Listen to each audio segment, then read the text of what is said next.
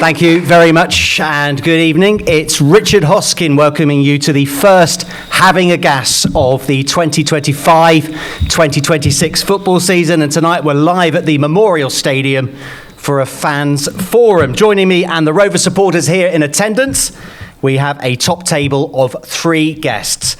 Darrell Clarke is Bristol Rovers head coach. Darrell promised to buy a supporter in the room a drink if they cheered him. It's, of course, his first spell in charge, where he earned legendary status at the football club, back-to-back promotions, and now he's back for more. His first game back in charge is on Saturday, a home game against Harrogate. Ricky Martin is Bristol Rovers Director of Football. He joined the club earlier this year, having previously worked at Norwich, West Ham and Stoke. And our third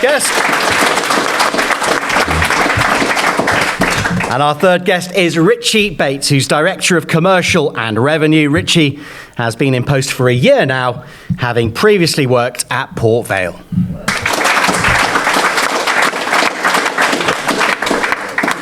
So, supporters in advance have been sending some questions. If you're listening live on the radio, you can still get a question in via our social media platform at BBC Bristol Sport. We'll go to the floor in a moment, but a quick word with our three guests. And Darrell, we'll start with you, a Gas legend. Fantastic to be back for a second spell. Ellis Harrison, just tell us a bit more about his signing, please. Yeah, Ellis is, I mentioned it today in the press when I was doing the press earlier. Ellis today is a player that I believe I've got the best out of, and two spells. Obviously the first spell, it took a little bit of managing at that time as well, but if I can remember right. And then I obviously signed him at Port Vale, so I still think he's at a decent age. And I know I'm going to get the best out of the boy. He's one of the culture architects as well of the change rooms, which I think is vital. It's something I think we missed massively last year with himself.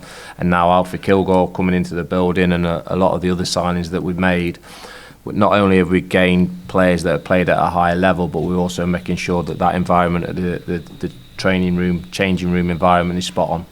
Yeah, because Alfie Kilgore back at the club as well. You know that Gas Edge just want 100% from their players on a match day. We've talked at the press conference earlier today about culture. How important is a good culture at Bristol Rovers Football Club?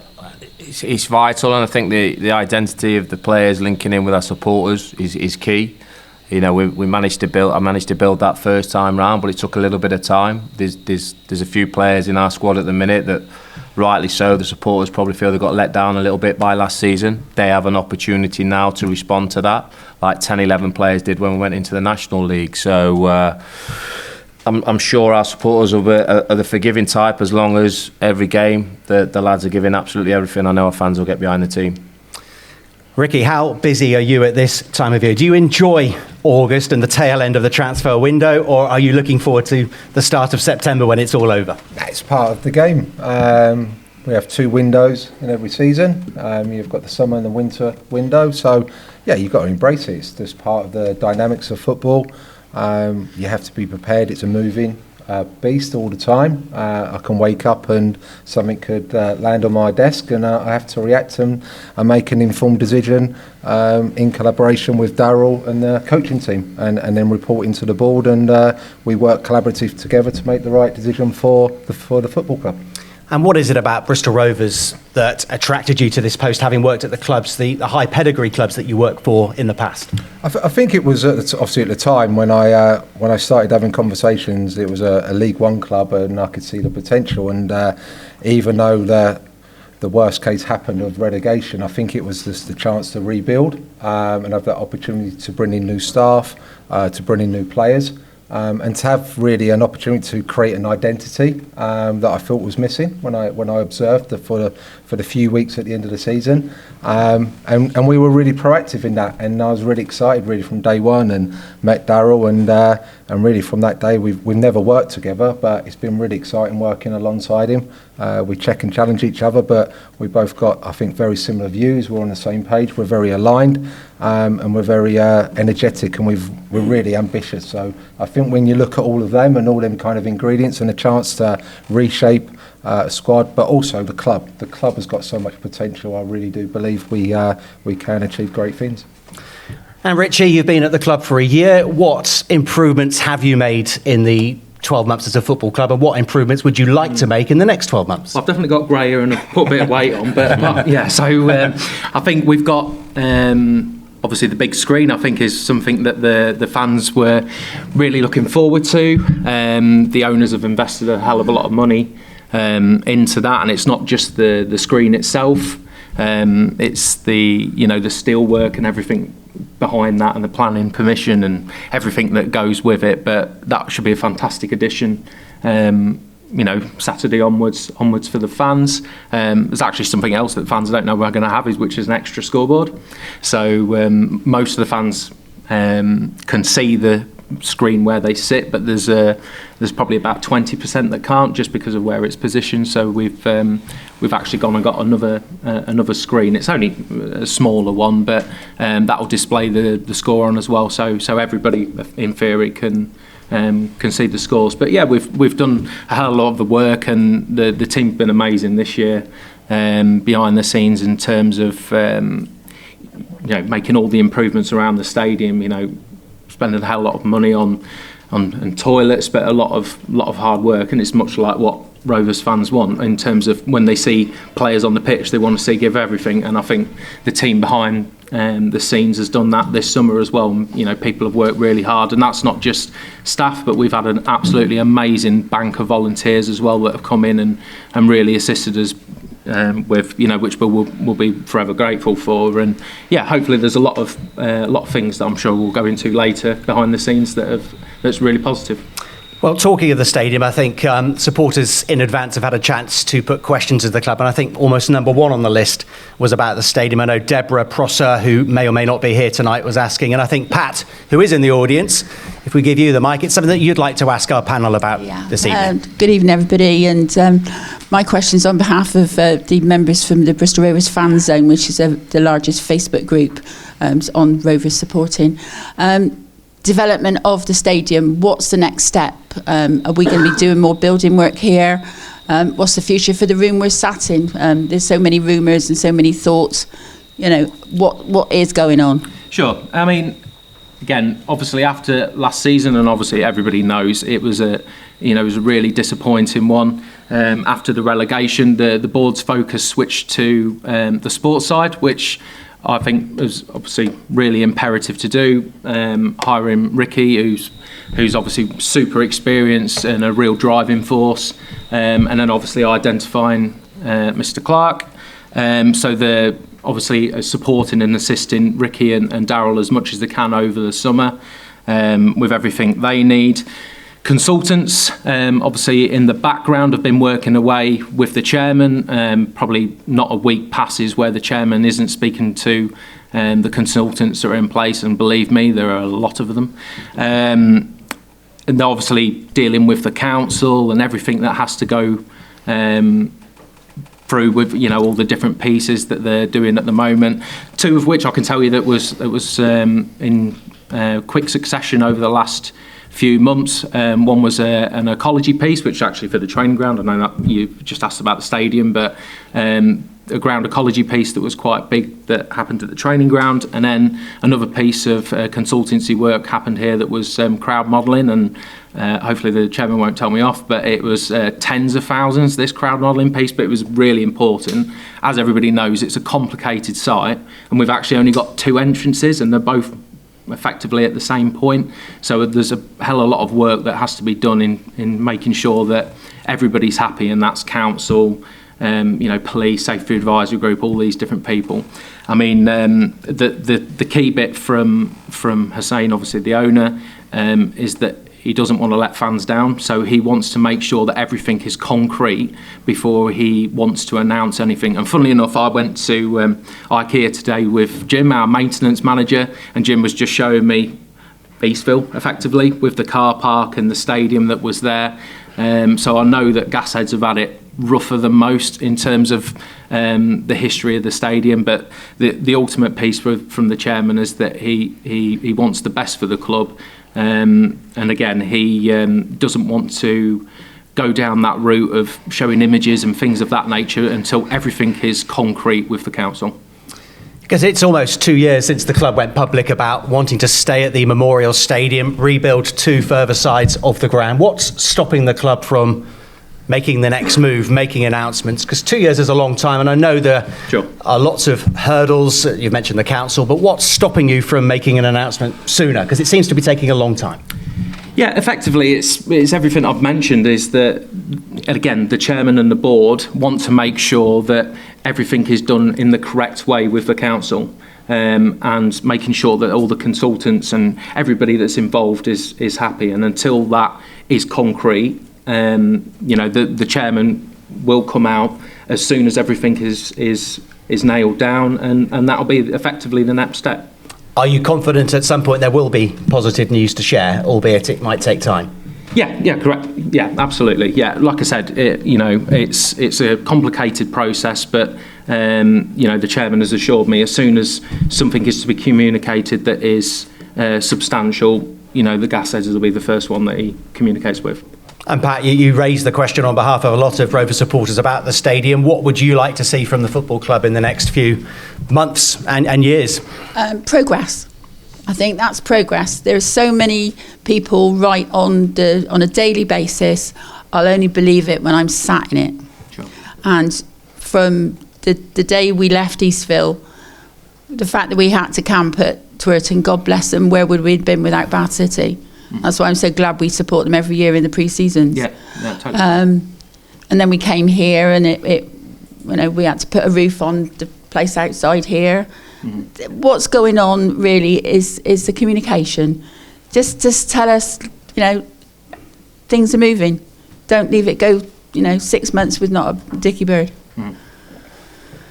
Yeah, and like I said, there are things that are happening in the background, and like I said, when there's something really concrete, that's when obviously the chairman will communicate that. But like I said, there have been things that have been going on in the background over the summer here in terms of the developments that we've been and the projects that we've been working on, such as the fan zone, which hopefully fans will be really, really, really pleased with. You mentioned this room, Pat. Something that we're really keen to turn into a bit of like a legends bar, where we want to get more memorabilia in here.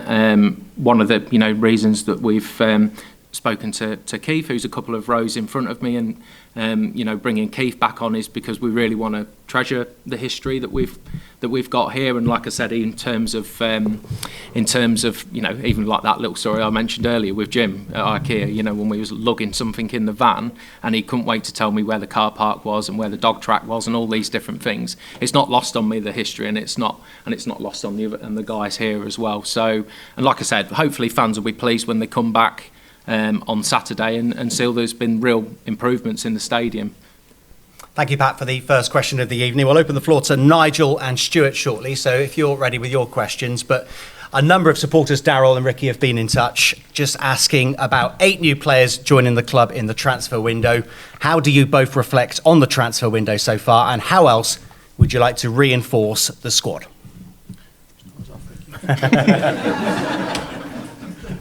Even given the good news of potentially tomorrow morning. So we can't announce anything official today, but I'm really confident that we're a long way down the road of making our 9th signing, which will be a centre forward, and that will be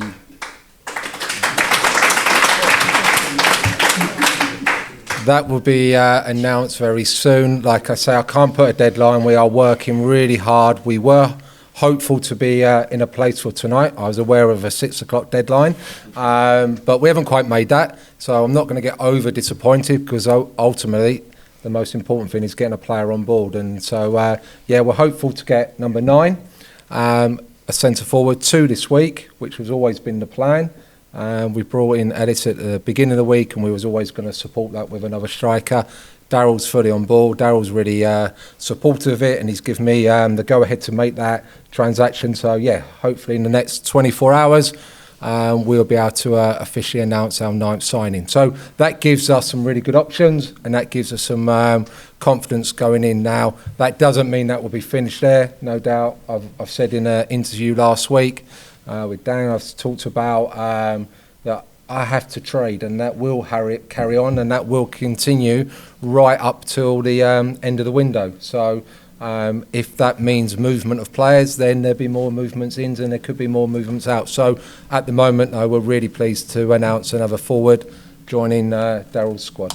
Before I bring Darrell in, to those Rovers supporters, we've mentioned the word trading and outgoings. What do you say to those supporters worried that you might lose one of your big assets this summer? Yeah, I think I said this today. I think we've got more than one big asset, by the way. I think we've got several assets, and it's something that you have to deal with as a football club.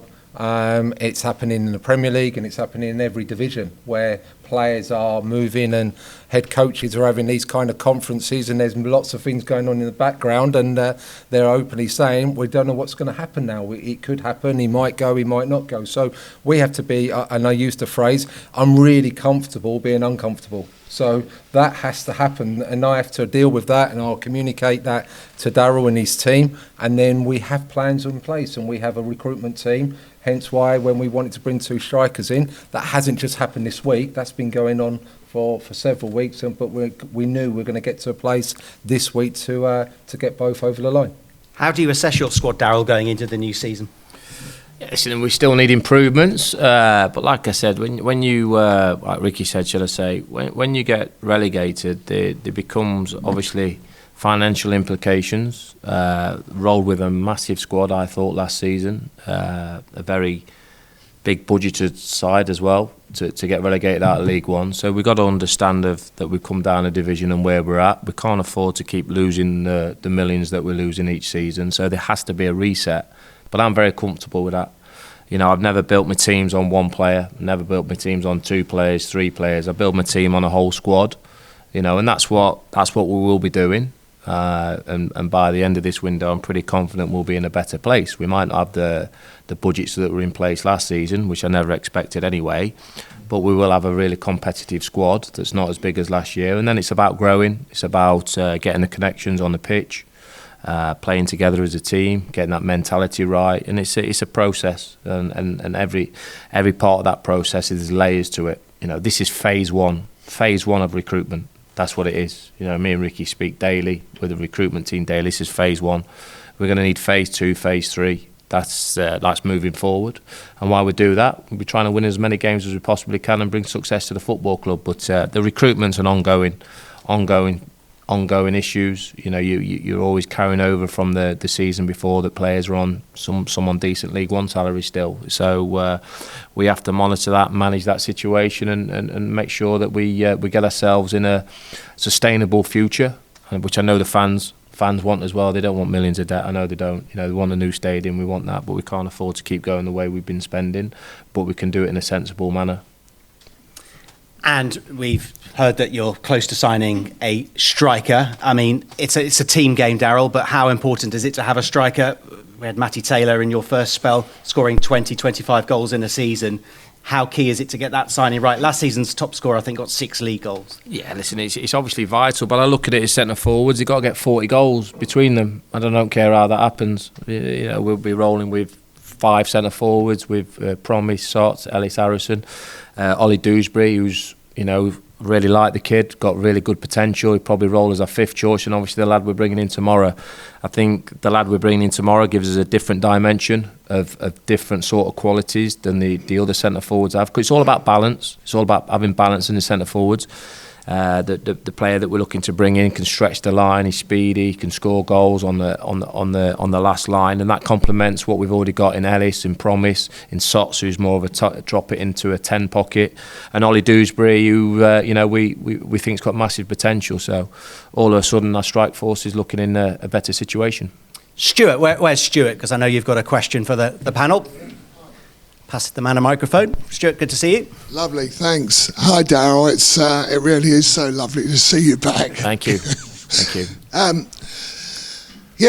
We don't want to go back. We don't ever want to do that. But last season, a lot of the commentators felt that as we played, and perhaps when the pressure's on, you know, we lacked a sort of playing identity and a style and a kind of obvious strategy, really, and a lot of us felt that was missing. Now, Yes, of course that takes time.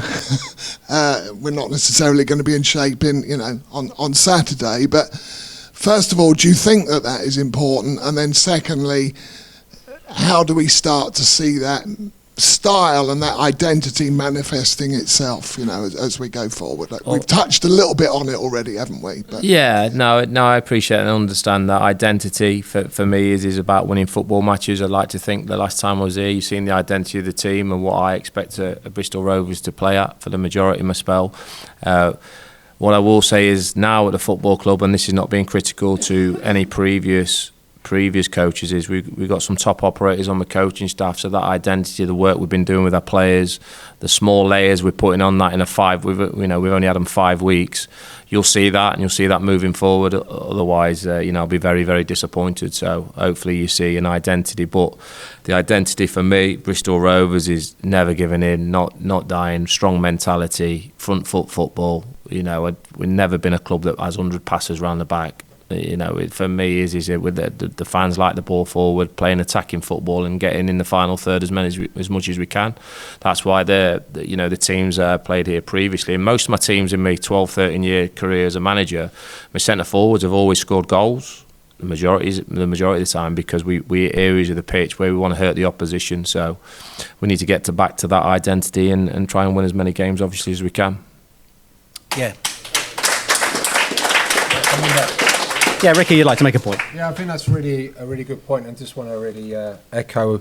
I've had an opportunity to see some of the end, and I kind of agree with your comment. When I came in, I kind of wanted to see that, and I've got to give Darrell and his coaching staff great credit. I think we've already seen in pre-season some real identity on how we're playing out, how we're pressing, how we're working in possession and out of possession. And I think as that goes on and that only gets stronger, I think you'll start to see some common threads and ways of how we go and win the ball back, how we create chances and how we score goals. And I think when you get that, that's what I see as an identity. So the two coaches that Darrell's brought in and led by Darrell on every day on the pitch has been, some of the work that they're doing has been outstanding. So hopefully that will, and long may that continue, and hopefully we start to see the rewards of that out on the pitch on Saturday. Yep, thumbs up there from Stuart. Thank you very much for the question. BBC Radio Bristol, BBC Radio Somerset. We're 25 minutes into our Fans Forum live at the Memorial Stadium. A top table of Darrell Clarke, Ricky Martin and Ritchie Bates. We'll go to Nigel shortly. So Nigel, ready with your question. But Ricky, just while I've got you, a few fans have been in touch, just changing subjects about, do the club have plans to work towards and apply for Category 2 status for the Bristol Rovers Academy? And if so, what does the time frame look like? Yeah, it's a really good question. It was actually part of what I asked the club and I asked the ownership group when I was discussing coming to the club. People will know that that's part of the world I've come from. I've worked in Category 1 academies and at Category 1 football clubs. So I see the benefit of developing your own. I see the huge benefit of having a production line of producing young players that can come in and support the first team. And we all love. There's nothing better than the fans singing he's one of our own, and that's probably one of the most emotional songs I see, and certainly as a developer, if you sit in the stand and you hear the fans singing he's one of our own, and that's a real powerful, because it's a moment where the player at 18, 19 is playing on the pitch, but that journey might have started when he was 7 or 8 at the football club, and for everyone to be connected and everyone to see that, that's really powerful. So yeah, we have got a real focus. Work's already changed from last season to this season on the interaction and the connection with the academy, which Darrell's been absolutely massive on, and he's introduced that. So there's a lot of work now connecting up the academy and the first team, even greater than it was last season. And then as we go through the season, there will be discussions about how do we get ready for the next step. So yeah, it is on the agenda. I'm not going to set a time frame because people will hold you to that, and I don't want to over-promise and under-deliver. It's not how I operate. So hence when I said I'm only going to sign 2 players, and I've signed 2 this week, I've not under-promised and over-delivered. So I won again, and he's laughing over there 'cause he knows why I said 2 players now. Likewise in the academy, I'm not going to say we're going to be Category 1 academy by next summer. That would be a statement that will come back at me. So we've got right intentions. We've got the intentions to build the academy. We want to get that better, but it's a step-by-step process. And as we grow, that will grow as well. How do you find that balance? Because fans want you to make signings. You've got everyone excited by signing a striker, but there's also a pathway. How do you make sure that you don't block the pathway for the younger players coming through? By exactly what Darrell just said earlier, I had too many players last year in the first team. And too many players then stopped Ollie Dewsbury becoming the 5th striker that gives him opportunities in league games, cup games, 10 minutes here, 15 minutes, and that's how a young player makes his breakthrough. If he's striker number 7, 8, 9, he's never going to get a chance to break through. So we have to protect him, and that's part of my role, and that's why we're creating a squad that's got the right balance to ensure that we can compete, but we can also create what I call accidental opportunities where a young player can get a chance because the way the game's being played out that Darrell needs to make a change, and then he gives Ollie a chance. So that's how he will get his breakthrough, and that's how we need to make that. If he's not on the bench or he's not in the squad, he's got no chance of getting on the pitch. Darrell, you've inherited a gem, Kofi Shaw. What are your plans for Kofi this season? Darrell. I think for all young players, it's about a dynamic squad, and it's about ensuring that we create a pathway. I don't think we're here to pick out individuals that we're going to say he's going to do this and he's going to do that. I think we need to ensure that we give all our young players the opportunity. By having a smaller squad enables that to happen. It's also important, which I won't swerve in it there, is that we younger players, I want to be able to give them the freedom and not put so much pressure on their young shoulders. So I know what it means for, we had Chrissy Lyons, didn't we? He was tremendous for me, and I know he'd been at the club beforehand, and he was one of their own. I know how important it is to our supporters that we get 1 or 2 players through the ranks. But also I'm also adamant that I don't want to put too much pressure on these lads. And the key is the pathway. Ricky touched on it there, the pathway. Like I talked about phase 1 of recruitment, phase 2 of recruitment is looking what we've got the best potential talent in the academy so that we don't block that further down the line. Does that make sense? So say, for example, if we've got a right back, we really rate as a first-year scholar, second-year scholar, we need to build a pathways into, say, when he potentially becomes a pro, we haven't blocked him getting those opportunities. So that's the bigger picture on the recruitment side of things. And listen, we can't go and get 5, 6 of our younger players of the academy to go in the team because you lose games. Young players are going to make mistakes. So you have to get the balance right. You can't put too many in at once. You can't put too much pressure on the young shoulders because they will make mistakes. Make no bones about it. And it won't be the obvious mistakes to the eye of the supporters. Well, I'm not being disrespectful. It'll be a positional mistake where they're out of shape 20 yards or they're out of balance of the team. Does that make sense? And they naively make bad decisions. But given the opportunity to grow, mixed in with some experienced boys and dangled in at the right time, that's how they improve and kick on. Nigel, waiting patiently. Nigel with us. Where's Nigel in the room? There he is. Just pass you a microphone. What's your question to the panel, Nigel? Nice to see you tonight. Probably it's more directed for the media guy there.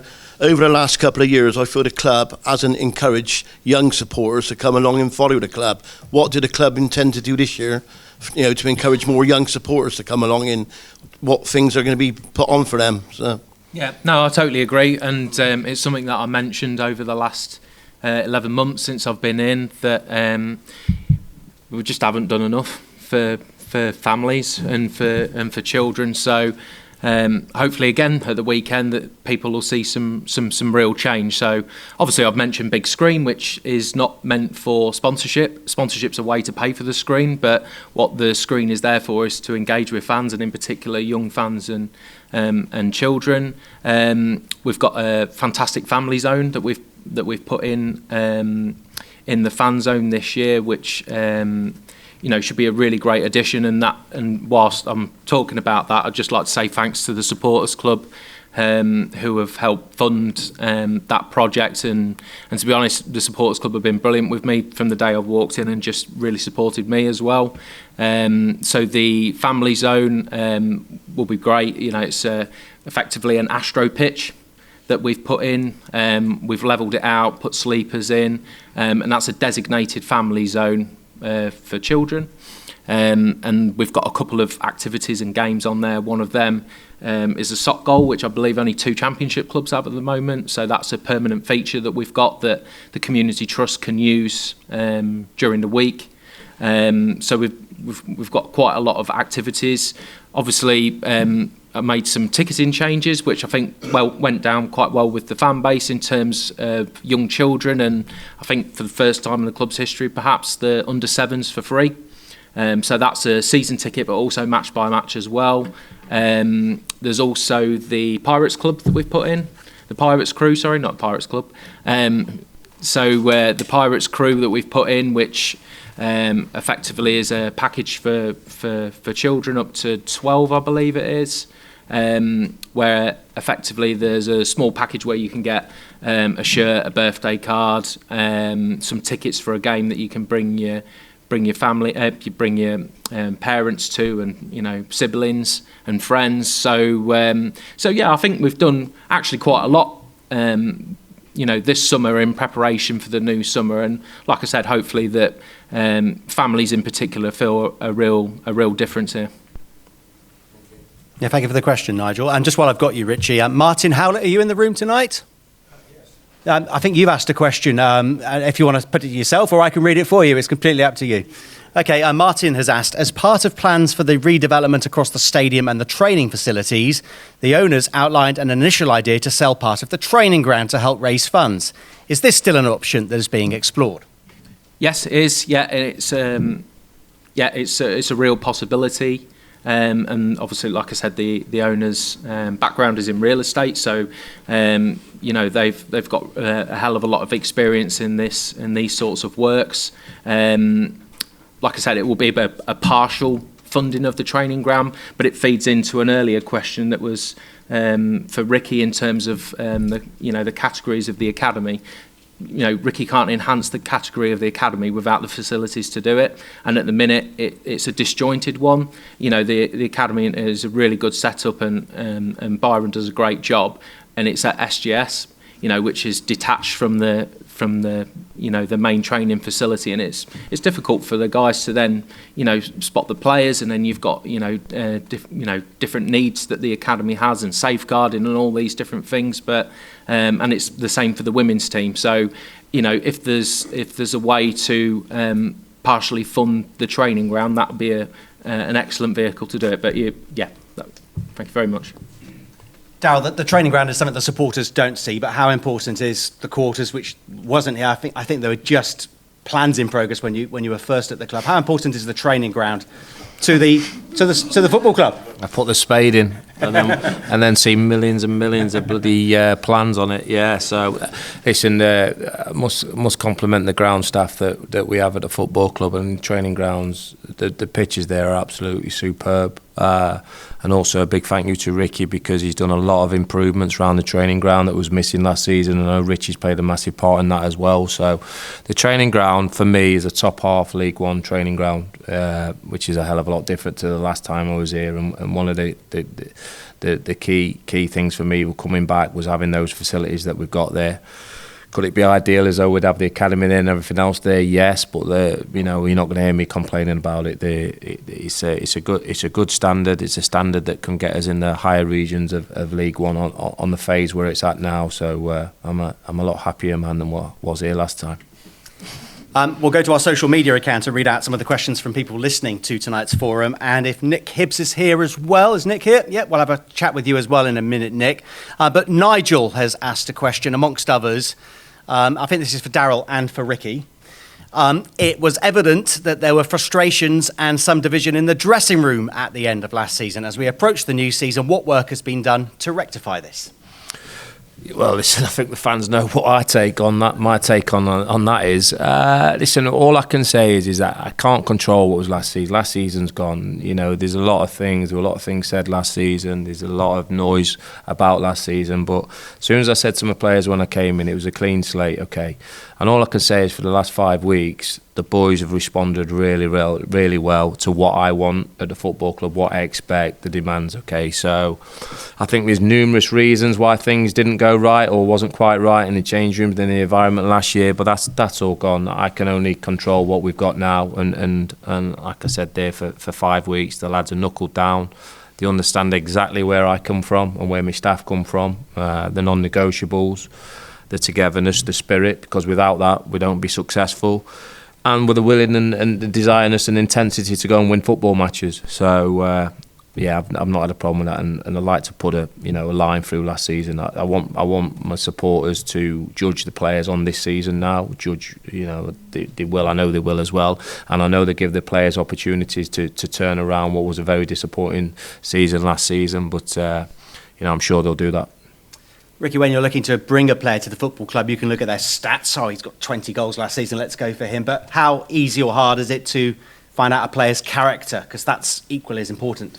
Football's a village now, and we've got so many contacts. There's not probably a club in the country that me or Darrell couldn't pick up the phone and check and get references, and either players that have played with them, coaches that have coached them, managers that have coached against them. So that's all the work that goes on behind the scenes. And I've got to say, the detail that we've gone through this summer, that's probably been the main priority, because we want to bring the right people into the environment. And you talked about the training ground, and I had the opportunity to see the environment at the end and the environment now, and it's a totally different environment, and that environment is now encouraging, because it's creating an elite environment where we can be really competitive. It's our home. It's where we go. Like, we're there 5-6 days a week, and we're here one day. So it's such an important part of us, and it's what we do every day, and we're in. And we need that environment to be really conducive to enable an environment where we can all really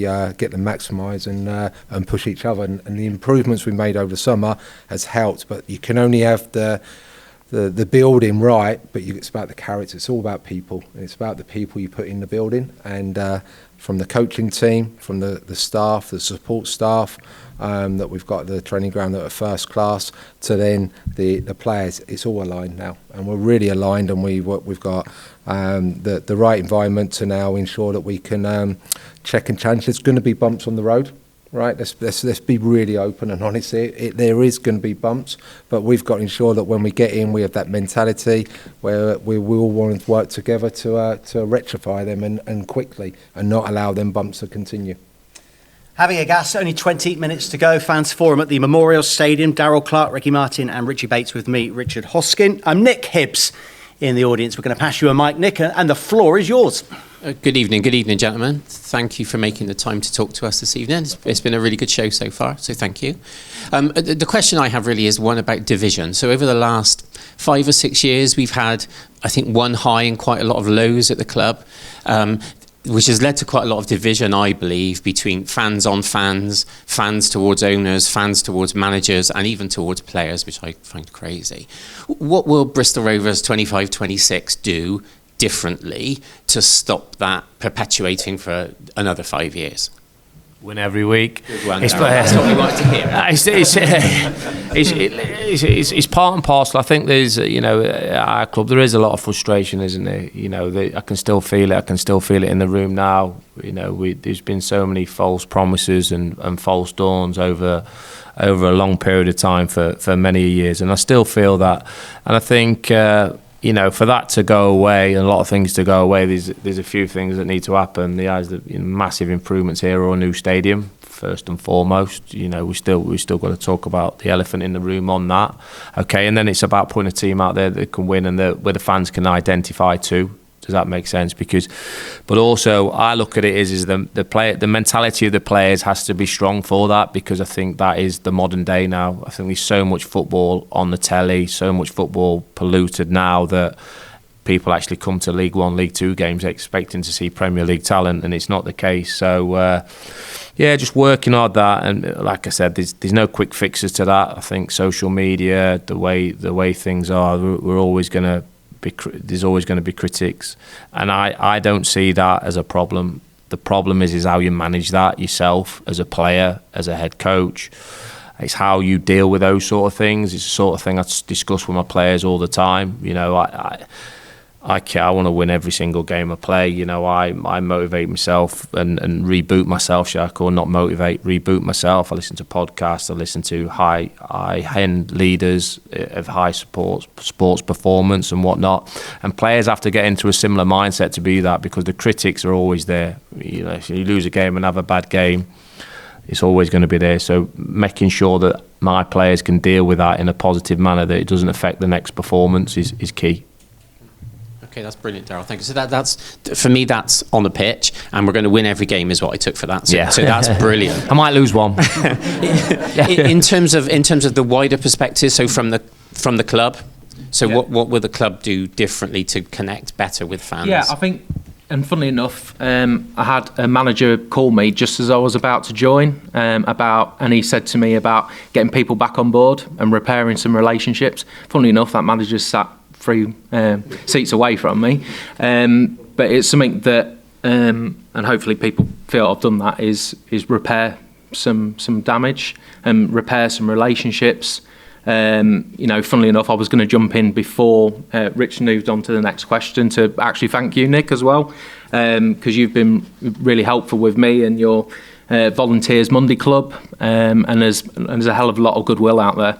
Like I've said, I've already thanked the supporters club, and I actually rudely forgot about the president's buying the sock goal, which I've mentioned. But there's some really goodwill out there from our football club and our supporters and our supporter groups that I'm really proud that, you know, I work for this football club and I deal with these people. And as Ricky said earlier, it's all about the people. And like I said, I think there's some amazing will out there, and it's us harnessing that and being together. And I think once we're together, I think nothing can stop us. Excellent, thank you. Thank you, that was a great question. 15 minutes to go. If Sheila's in the room, we're going to go to Sheila in the next few minutes. We got some questions on our social media account. Some of them will be brief one-word answers, but I'm going to fire them at you anyhow and see what you've got to say. Gary was the first question, actually, of the day, and I think we've got an answer. What are the plans for bringing in a striker? Well, we've already had an answer to that question, Gary. BS4 Gas, are there any outgoings? If so, will the money be reinvested into the squad? Listen, we'll be player trading. Me and Ricky, like we said earlier tonight, is we're comfortable being uncomfortable. Ricky mentioned that, and there is we have to player trade. There's always going to be interest in some of our players. There's always going to maybe potentially be 1 or 2 players that want to move on because they see a bigger bank balance and stuff. We have to manage that. We're so aligned on what happens, what's going to happen, and where we need to be getting at. Does that make sense? So you don't have to sell, but also I don't want players that don't want to be here. Do you understand? I'm sure the supporters in the room, if players don't want to play for this club, and I've had it before, we will get the best deal possible for them, and we'll get them on the merry way. End of. And then that's always it's always going to be the case. It's the nature of football. It's the nature of windows, and it is what it is. So I'm comfortable to know the fact that we'll probably be player trading right up to the last window, because there's still areas on the pitch we need to strengthen, and we can't keep going to the well, I call it. You know, listen, I know there's grey area, but the owners have shown me nothing but respect, but also support has been massive, okay? But we also have to understand is we can't keep going and saying, like, put another £1 million in, put another £1 million in, another £1 million in, okay? So with that, it has to be player trades, right? Because I still need to strengthen the areas of the squad. So sometimes players have to leave the football club to get some revenue in on transfer fees to be able to strengthen other areas, okay? And certainly when players don't want to be here as well, we have to move them on. So that's why I keep saying to people, we're going to be player training. You know, everyone's always disappointed if we lose 1 or 2 of the best players, but I'm quite relaxed about it because we're in League 2. Every player is replaceable in League 2, you know, so I am relaxed. Ricky's relaxed. We're in control of it with the head of recruitment team. We've got a really, really positive recruitment team at the club now. Really positive. They're doing a hell of a lot of work. So we're planning on, particularly we might lose player A. What we're going to do about it after we do that, there's a list of 3-4. Might lose player B. There's another list of 3-4. So for me, is the worst thing you do is panic in these situations, and we understand where we're going with it. Harry, who's going to be captain this season? I'm going to be having a chat with a player tomorrow who's going to be my club captain. So I said to the press today, to be fair to him, so I'll be happy to announce that after Saturday's game. Well, you'll see it at Saturday's game because you'll have the armband on. Does the player not know yet then? Pardon? Does the player not know listen, yet? I don't mind saying this. I'm have a leadership group. Yeah, me and Ricky talked about this. The old school leaders, your Roy Keanes, your Patrick Vieiras, proper old school leaders, what I call, are few and far between in the game now, in the modern day game. But what we want is a really healthy leadership group, and we I put it out to the players and the staff to have votes who they want to be leading the change rooms, because most successful changing rooms looks after itself, if that makes sense. So we're going to have a leadership group of about 4 to 6 players. They'll be controlling the players' fines, the environment, so that hopefully I don't need to get too involved in too much of it, on discipline, on timekeeping, on non-negotiables, and mixing in with the supporters, doing everything what I expect a Bristol Rovers to conduct to be on and off the pitch. So we'll have that, but also we'll have obviously a club captain. Dave Harrison's just asked, is there an update on Chris Martin, who's been training at the club as he recovers from injury? Yeah, Chris is making good progress. We're supporting him. He's in daily at the moment, and we're taking it at the moment week by week. That's all we can do, because he has different stages he has to tick off. But we are still several weeks before we can make a final decision.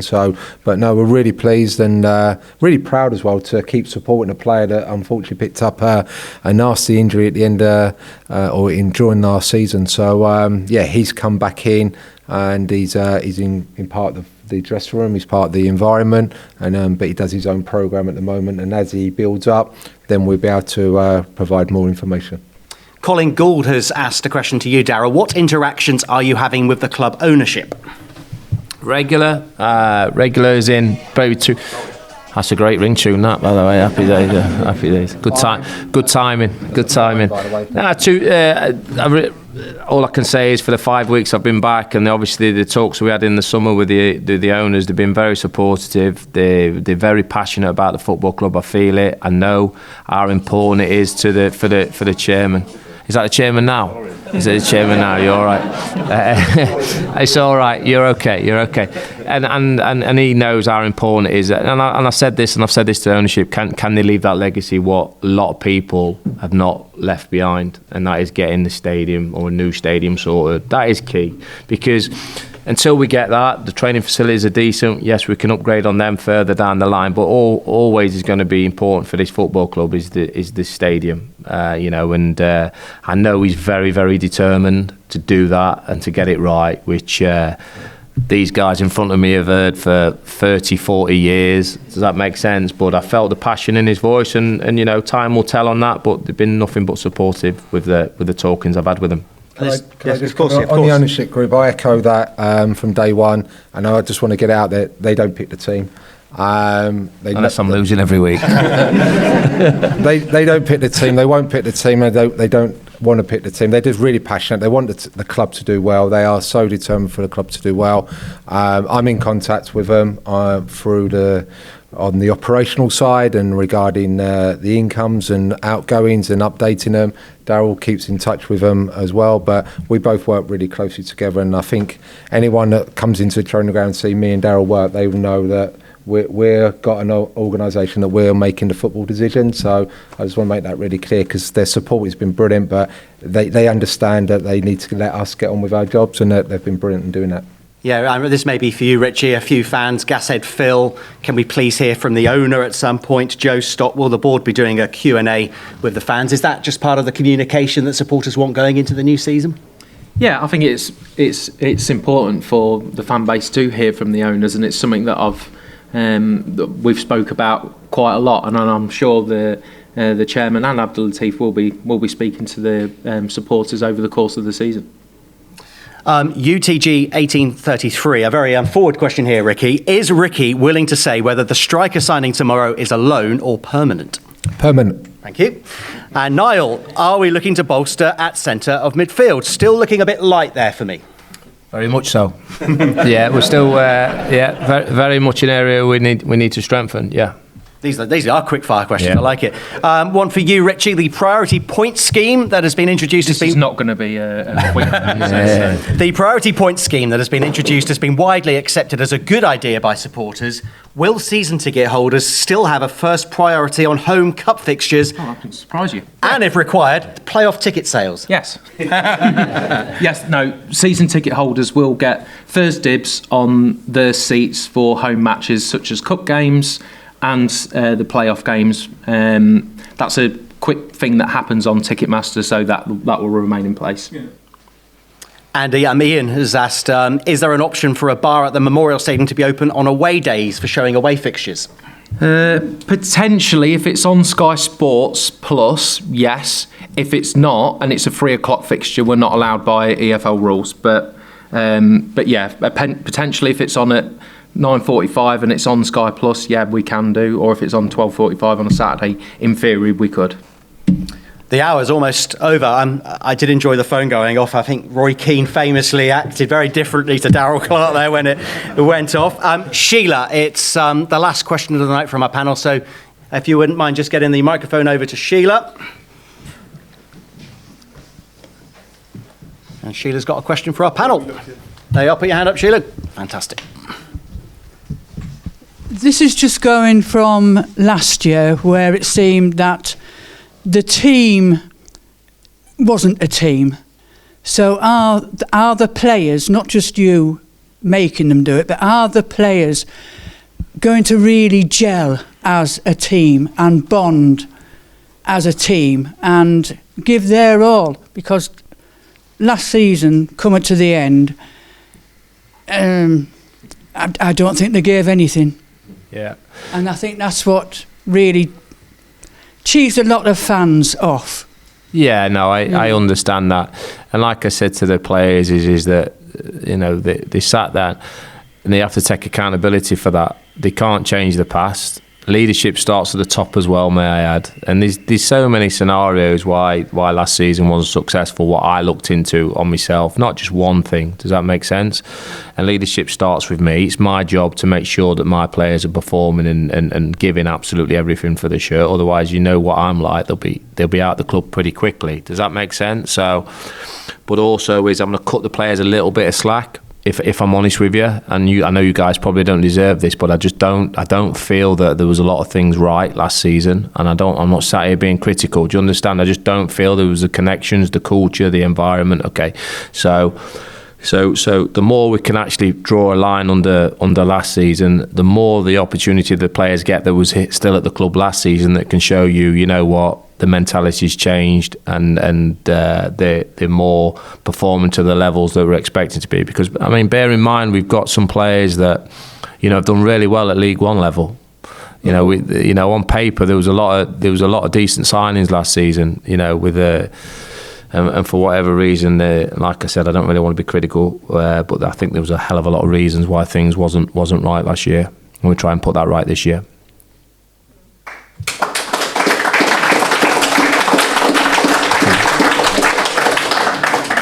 It's almost 7:00. Let's just get some final thoughts from our top table. And Richie, fans coming on Saturday, first game of the season against Harrogate. Other than that big screen, and I think I can hear noise going on in the background now, work going on as we speak. The pitch looks fantastic. What will the supporters notice may be different to the men on Saturday? I think the fan zone, we're really proud of, and especially the family zone, as the gentleman over there asked me about.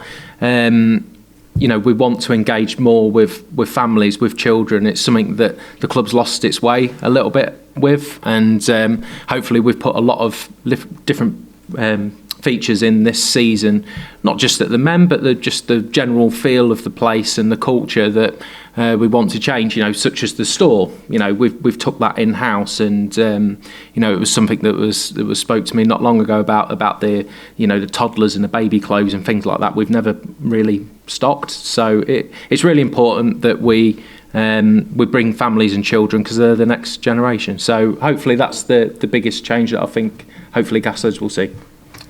Ricky, it's a work in progress, isn't it? Everybody wants success yesterday. Yeah.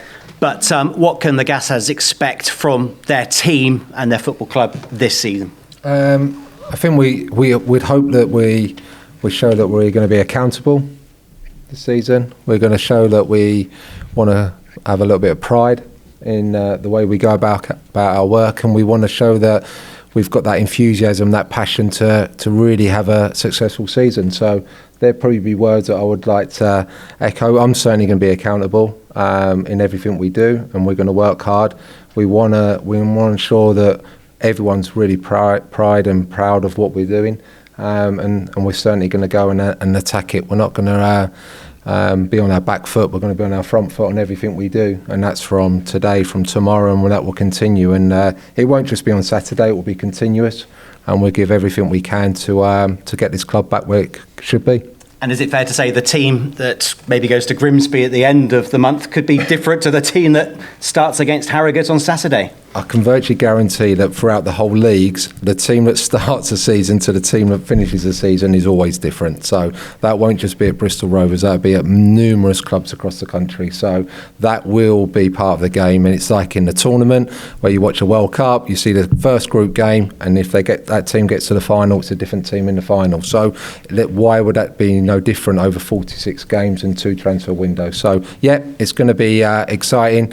So I'd say come prepared. It's going to be one hell of a journey. And the final word to Darrell. You're back at Bristol Rovers for a second spell. What are you hoping to achieve, and is there an excitement, a pressure to emulate the success that you achieved in your first time here at the football club? Yeah, there is a pressure, and I don't mind it. It's been an easy decision for me not to come back and left that legacy, but I want to build another one.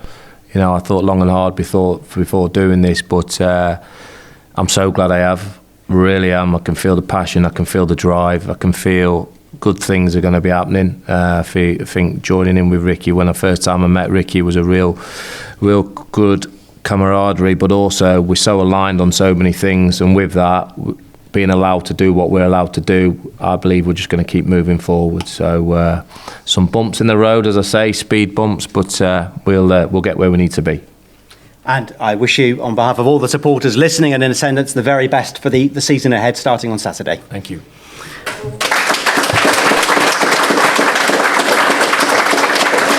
Yes, thank you very much to everybody for coming tonight and for listening.